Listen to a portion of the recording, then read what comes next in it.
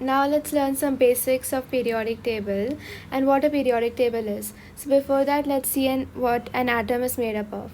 So an atom is made up of a nucleus which consists of many protons and neutrons, and there are electrons which revolve around the atom in a circular path. So number of protons is equal to the atomic number. Atomic number is given over here in the periodic table, and what is interesting is the number of protons defines the element. Now suppose in this diagram we have 3 protons, so this element is lithium. We can see this in the periodic table. The first element is hydrogen, which has 1 proton, and therefore its atomic number is 1. And we have helium, which has 2 protons, therefore the atomic number is 2. Then let's look at carbon. So carbon has 6 protons. So this is the number of protons. And 12 is the total number of protons and total number of neutrons. So now if you have to find out the number of neutrons carbon has, it is just 12 minus 6, which is 6. So the number of protons does not change in an element, because if the number of protons change, then the element will change itself. So we have carbon 14 over here, where the number of neutrons is different, but the number of protons remains the same. So we can say that this is an isotope of carbon, where the number of neutrons changes. So the number of neutrons over here is 14 minus 6, which is 8. So it's very important to understand the concept of isotopes. So the default element of carbon or an atom of carbon is called as carbon 12, which is this.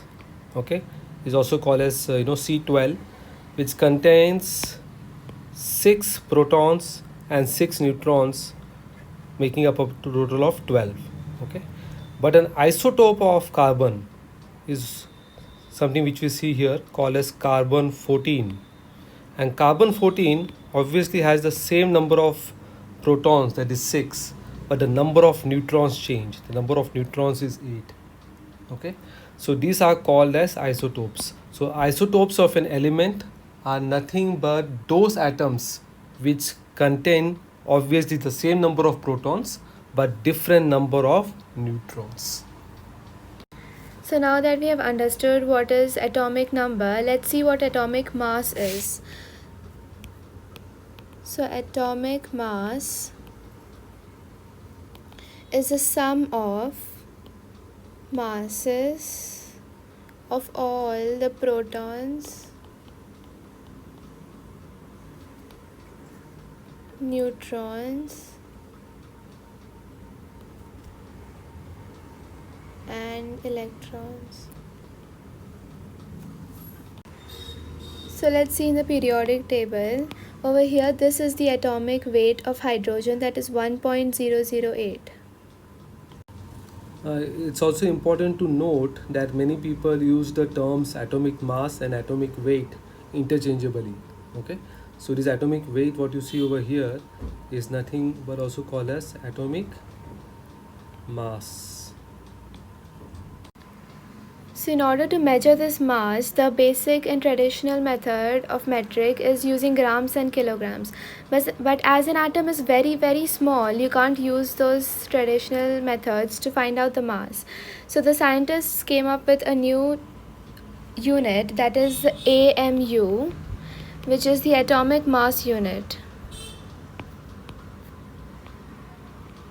Which is atomic mass unit.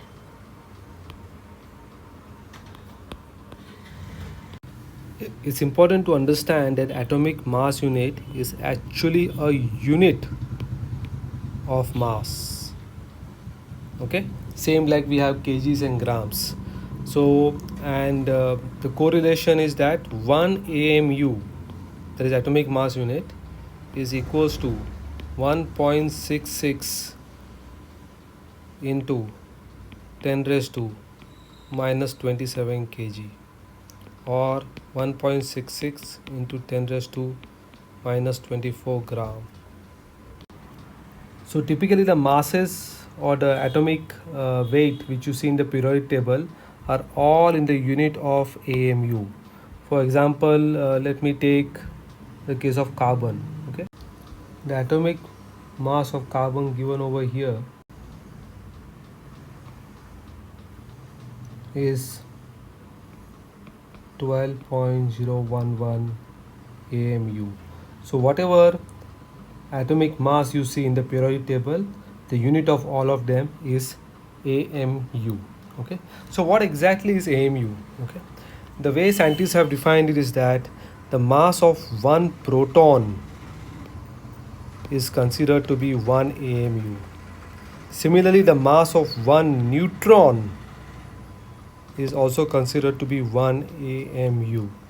Okay, the mass of one electron is very small. Okay, in fact it's like 1,000th of a proton, and hence is considered to be so small that typically the mass of electrons are not considered in the mass of an atom. Okay, so if one proton is 1 AMU and one neutron is almost equivalent to 1 AMU, then you can easily calculate the mass or the atomic mass of an element by calculating the number of protons and calculating the number of electrons.